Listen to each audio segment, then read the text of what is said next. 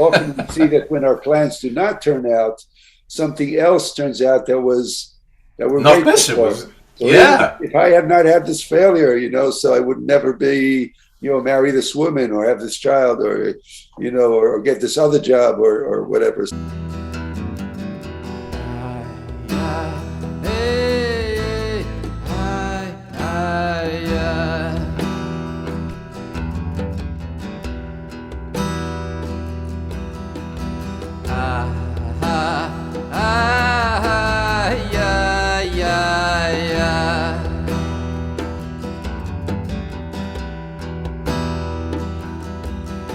We're getting there. Okay. So it's more Rebelli, Parshat Vayeshev. yeah, we're getting into good territory here. We've got the Torah spends four parshios on the life story of Yosef Tzaddik, of the biblical figure of Joseph, and this begins his saga, and it's a really interesting stuff. Rabbi Tzvi Elimelech, Spire of Dinov, 19th century, and his book is called Agra de Kala. So good commentary on one little word, one crucial word actually, and the word is Hineni. That is, it's one of those like trivial words. Hineni, here I am, but really it's very loaded, Yeah. Just one word. The Rebbe Tzvi Elimelech of Dinov. Yeah. He's known by the title of his most famous book that he wrote, Sefer. He called it the Bnei Yisachar, Yeah. after the tribe of Issachar. Yeah. Okay, and the reason the book is just a Hasidic commentary Yeah. on the Torah. He called it Bnei Yisachar, the children of Yisachar, because the Chayz of Lublin, who we've mentioned, who we studied before on this program, the Dinover was a Talmud of the Chayz of Lublin. Oh, I see. Mm-hmm. And the Chayza, which means the seer, he saw, and he told Tzvi Elimelech that he was actually a Gilgul, that he was of Yisachar, that he was part of that tribe. I see. And connected spiritually to the tribe of Yisachar. So he named his Sefer the children of Yisachar, and there's some wonderful stories about him. He was named Elimelech after the Noam Elimelech, the famous Noam Elimelech of Lezhensk. Right. So he was one of the biggest of the Polish Hasidic Rebbe dynasties. So Yaakov Avinu, Jacob, he settles in Hebron for reasons which we're not going to get into, because really he was a shepherd.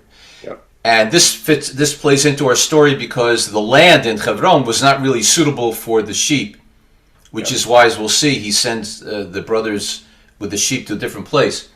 Anyway, Yosef is favored by his father for a variety of reasons. So Yosef, the brothers on a simple level are jealous of him. They plot against him.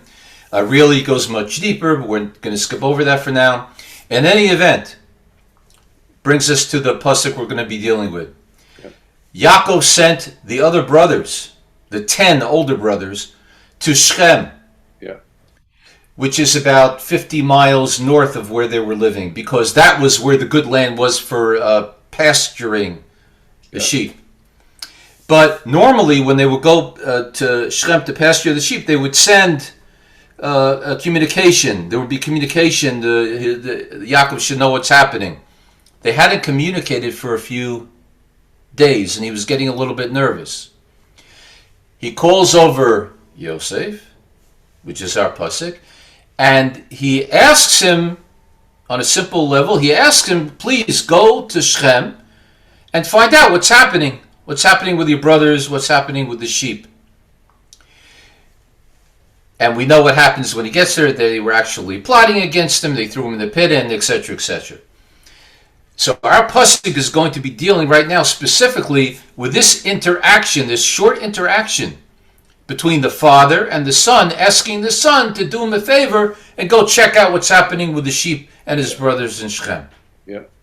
And this is going to open up a beautiful, beautiful lesson that we're going to be learning today. So without further ado, let's get right into the pasuk. So let's do that. Now I want to share the screen for a moment here and show people the pasuk, and also recommend to people that who are watching this, especially if you're watching this on YouTube, that you can go to sefaria.org, and it's all there. And here it is. So these are the pasuk. The verse that we're going to be reading is here in bold, number 13. Vayomer Israel el Yosef, and Israel is Yaakov said to Joseph, Alo achicha roim b'Shechem lecha v'ashalcha aleihem. Your brothers are pasturing in Shechem. Come, I will send you to them.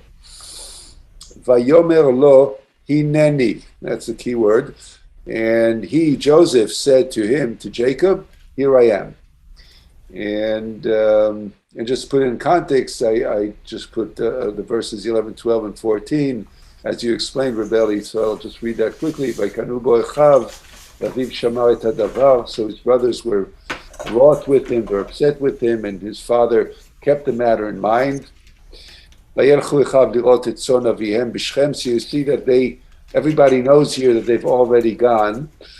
When his brothers went to pasture their father's flock at Shechem, in the last verse 14, Vayomer lo, lechna re'et shlom achicha, and Jacob said to him, go and see how your brothers and how the flocks are faring. And what's interesting here, that faring in Hebrew is shalom. Go see are they in peace or not? And the word peace here is also interesting. Maybe we'll get to that. Vashiveni davar vayshalcheu me'emek Chevron v'yavo Shechema, and bring me back word, like you explained, Rebelli. This whole this was before the days of smartphones, and let me give him a buzz, right? So he sent him from the valley of Hebron, where they lived, to and they reached Shechem. Right, and just one thing to throw in here in Yud Aleph, since you brought up verse 11, that it's going to be key to what we're going to be discussing, is that Yaakov the father was fully aware. Va'aviv shamar es hadavar. He just been told the second dream and he was aware of the situation, of the tensions between the 10 sons and Yosef. Right, and he was aware. Yeah, that's critical to how the Nineveh Rebbe here is going to approach it. Vayomer Israel el Yosef alo achicha v'chulei vayomer Hineni. This is just the quote from verse 13. Lefi pshuto tzarich ledagdek l'sibat Hineni. So he says, on its face, as we read this, we need to ask ourselves, to be precise with the reason of why does the word Hineni show up? Why does Yosef say Hineni? רק שהקורא עדיין אינו מספר העניין הנרצה.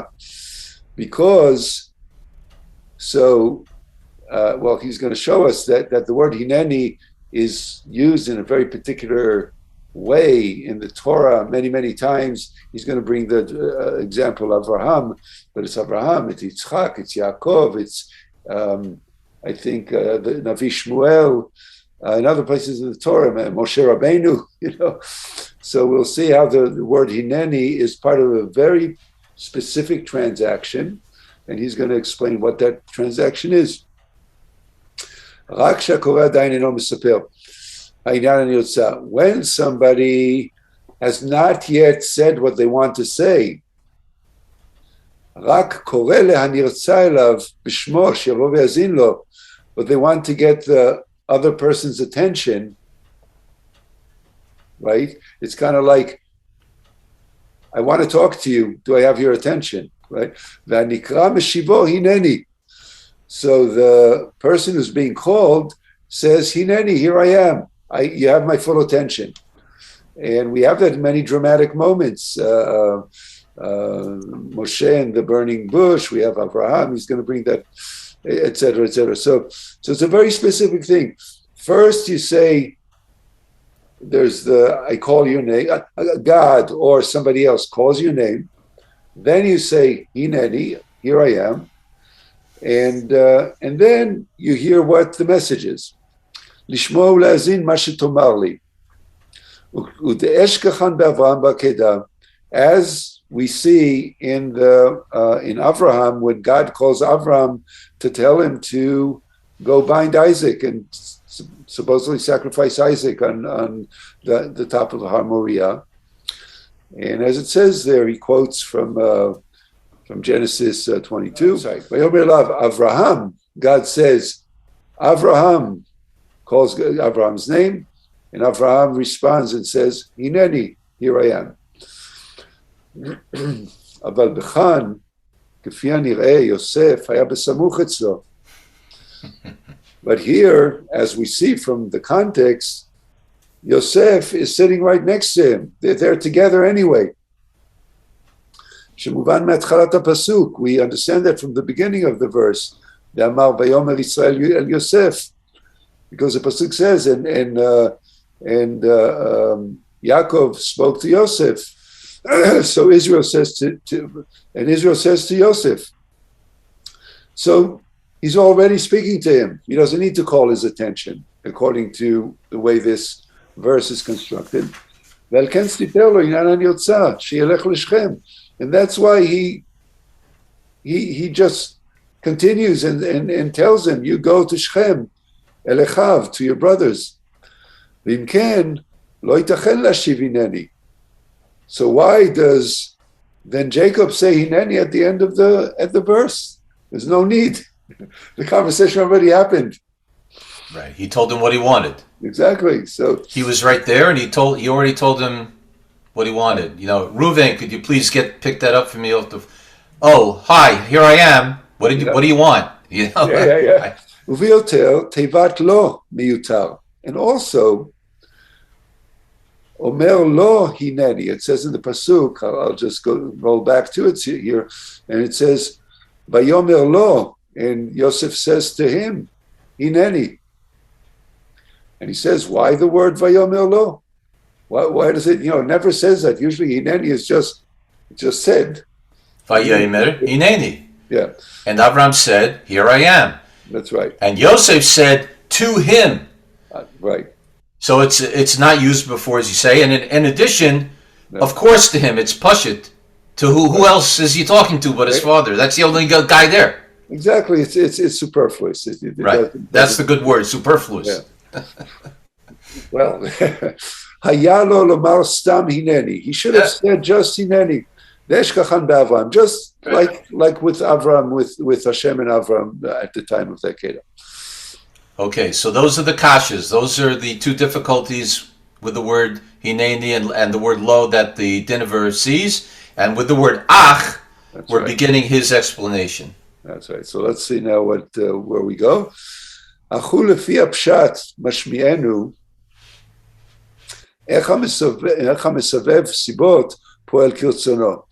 So we learn from this that on its face we're being taught how the source of all reason, which means Hashem, means God, is activating the divine will. We see how the divine will is being activated in the world.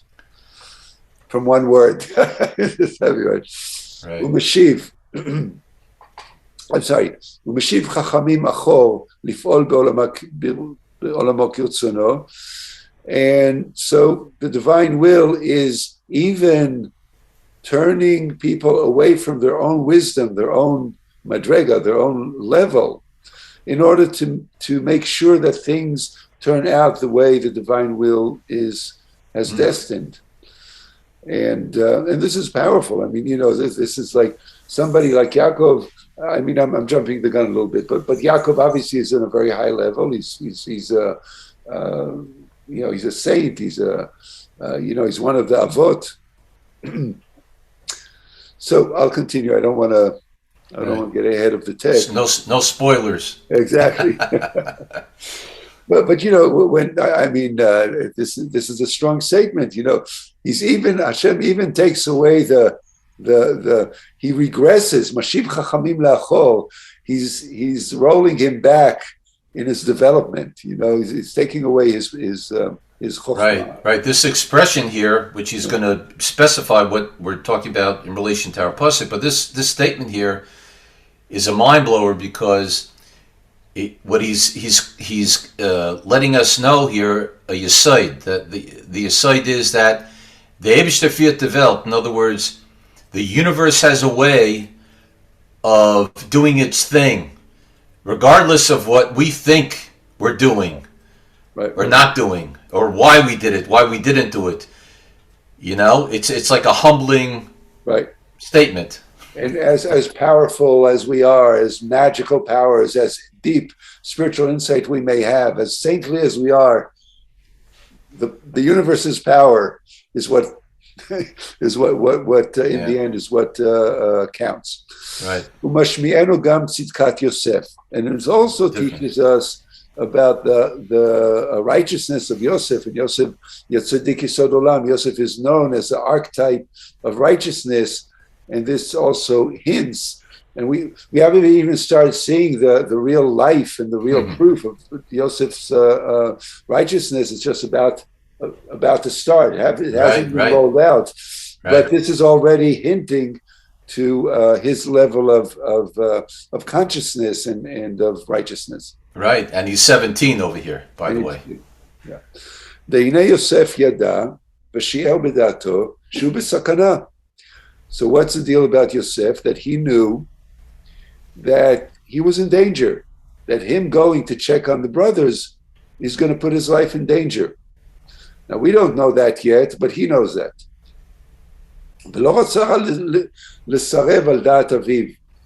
But he did not want to disobey his father. וגם כן, לא רצה להודיע לו בפירוש איך שחושד את אחיו בדבר לא טוב. And he did not want to let his father know that he's being suspicious about his brother's malintents.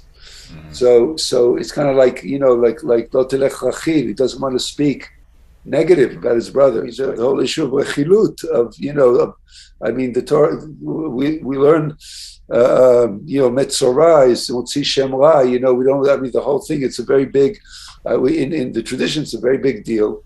And Yosef here intuitively is like, I'm not going to go there. I'm not going to badmouth, my brothers. But he wanted to hint to it somehow. So maybe his father, maybe Yaakov will get it. Yeah. ורצה בתיבת לא, שרצה לרמוז, and this we see in the word lo. He spoke to him. שרצה לרמוז לו, that he wanted to hint to him. שהלא חכם הוא יבין וישכיל על פי תשובתו את אשר בלבלו. Wow. Because he knows his father is wise and is great and is intuitive. And if he just, gives it a little hint, his father will get it. Right. So here he's answered the second question first. Why? And he said, quote, to him, end quote.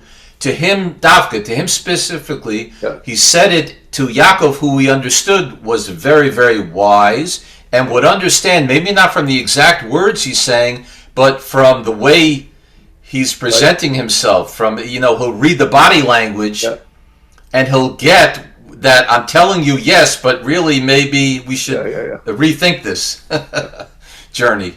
Yeah, this is not a random Hineni. This Hineni is, I'm trying to say something. Without saying it. Exactly. וממילא ישאל את פיו מה זה ועל מה זה, and then he expected his father Yaakov to ask him, why are you speaking like this and what's going on? Basically, okay, so what's on your mind? What's going on there? או יחזור בו בעצמו, and then he was hoping that his father would Change his mind. change his mind and not send him to be in danger. Yeah.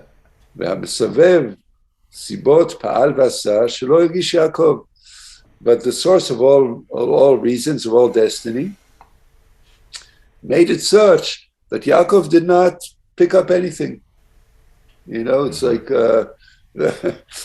there's a malfunction in the greatness. Right. It did not register.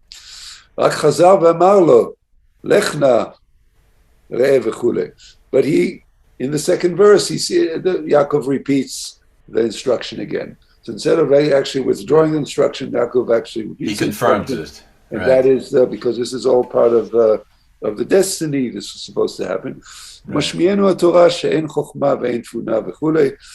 And the Torah teaches us that that no wisdom and understanding and spiritual greatness can really contradict the ultimate destiny that's meant. Right. Right. The Ein Eitzel Keneged Hashem is the end of the pasuk in Mishlei. There's no Eitzel Keneged Hashem. In other words, you can't outthink God, and you can't, you know what I mean? Mm-hmm. There's no outthinking. Yep. ואין מנוס מגזרתו דום לאדוני והתחולל לו. And there is no, well, basically, this is what you're saying. So, here we are. I just grew in stature. Yeah. So, what do we make of it? This is an interesting. This is fascinating. Analysis. To me, there's so much in here, but to me, like I said at the beginning, to me, it's just a humbling concept that, in Yiddish, there's an expression, a Mensch tracht und die Eibishter lacht. Man thinks, but God laughs. In other words, we plan very carefully. We see everyone, I'm sure, experiences this on a daily basis in our lives. Yeah. Whether it's if I'm trying to catch the plane, or longer term goals in business or in life, and we make sure that no detail is left, no rock is left unturned in order to be successful and accomplish exactly how and why and what. And as we all know, as we go through life, things don't hardly ever turn out exactly. We look back in 20 years or in 30 years or in 10 years, and we think, how did I end up in this place? Right. Under these circumstances? If you would have told me 10 years ago, blah blah blah, I would have laughed at you.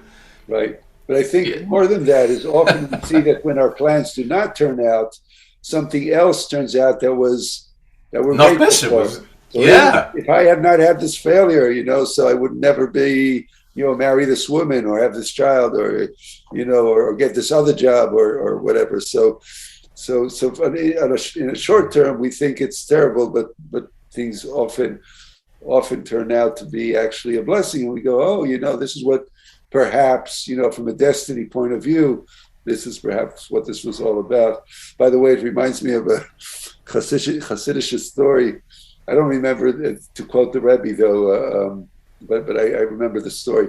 And it goes like this. So in a small town in in Russia, Ukraine, whatever, we're all, the Goyim and the Yids, they all know each other. It's a small, everybody is, so there's one chief of police, there's one rabbi, there's one of everything, right? So there's a decree in the whole region that there's a curfew on the Jews. The Jews are not allowed to leave their homes after sundown. And after sundown, what does the Rebbe do? Rebbe has to go to shul to play, for Mariv. So no Jews are dare to leave their house, but the Rebbe leaves his house and walks over to shul. So Ivan, the constable, the one policeman in the little village, is riding his horse to enforce the curfew, and he sees the Rebbe that he knows well. Everybody knows everybody, and he says, "Rebbe, where are you going?" And the Rebbe says, "Ivan, I actually don't know." And Ivan says, Rebbe, come on. Where are you going? I need to arrest you. You know that there's a curfew. And the Rebbe says, but seriously, I really don't know where I'm going. So Ivan puts the handcuffs on the Rebbe and takes him to the one jail cell. I guess Ivan's backyard or something. And the Rebbe sits there, for a couple of hours. And Ivan comes in and says, Rebbe, we grew up on the dirt roads of this city together, this village together. We all know, I know you were going to shul. You know you go to shul. Why did you do this? So the Rebbe says, Ivan, listen, I thought I was going to shul, but I never know where I'm going. Look where I am now. All right, very good, very good. It proves he was telling the truth. Yeah. So that is the truth. We never know where we're going, right? So I want to say, just maybe also to start wrapping it up here, is that we actually see from the rest of the story, and the Rebbe here, there's another commentary I'll just kind of throw in for a good measure. He says on the last verse we looked at, verse 14. It says, "Vayomer lo lech naret et shlom achecha v'et shlom atzon v'ashiveni davar," and come back with a report. Right? He says, "Go and check on your brothers and come back with a report." So, how could Yaakov, who's a great sage, he's a great tzaddik, and if he says that something should happen, it should happen. How could it be that Yaakov would say, bring back a report? And Yosef did not bring him back a report. What about that? So he says, in fact, Yosef does bring back a report, but it's 21 years later. When after he, goes through all his trials and tribulations and finally becomes the second to the Pharaoh and he's ruling over all of Egypt. And the brothers come and they, to fetch food because of the famine. And they finally meet Yosef, and Yosef reveals himself, and they realize, that this would have happened, the whole story now. So Yosef says to them, go back to your father and say that Yosef said, and then, come back, come live with me in Goshen and all that. He says, that was the report. It didn't happen immediately. It took 21 years. But it did come to, so the whole thing, so Yaakov in his own way was plugged into the destiny as well. He just did not know at that moment that Yosef would send back a report. But later when they all moved to Egypt, and obviously this is Yosef's whole mission was to bring the family down. Right.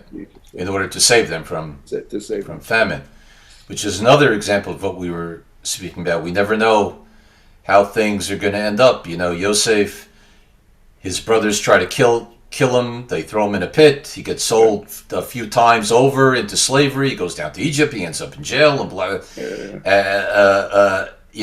Anybody else might have said, "Wow, I'm an unlucky fellow. What kind of a life is this?" No maham, shalom mazeldik. Nick. But we see in the end that it was all, as you were saying before, it was all working itself towards a positive end. Right.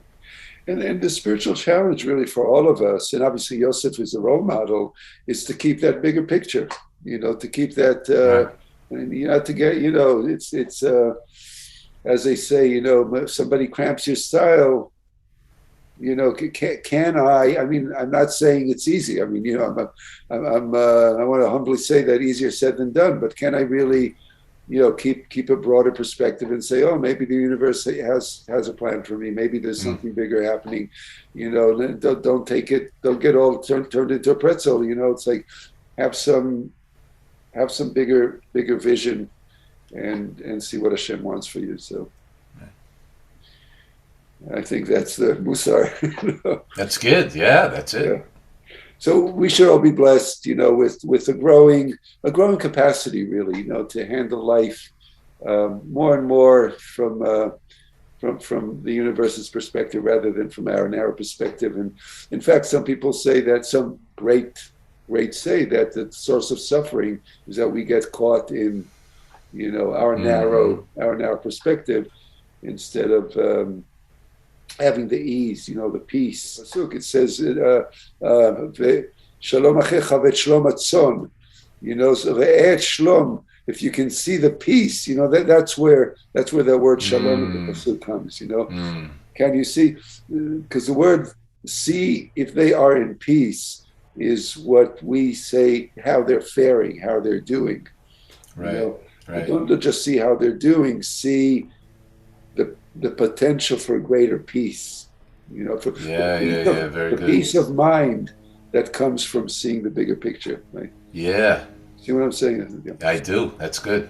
So thank you everybody for joining us for this today's lesson, and please, did I mention subscribing and liking us? Last week you told us, Ellie, that they don't do dislike anymore, so so we're grateful that you can't do that. but thank you for your subscription. Thank you for a like, comments below. Let's keep the conversation going. That's it for today. See you next week, God willing, at 9:00 on Wednesday. Shalom for now.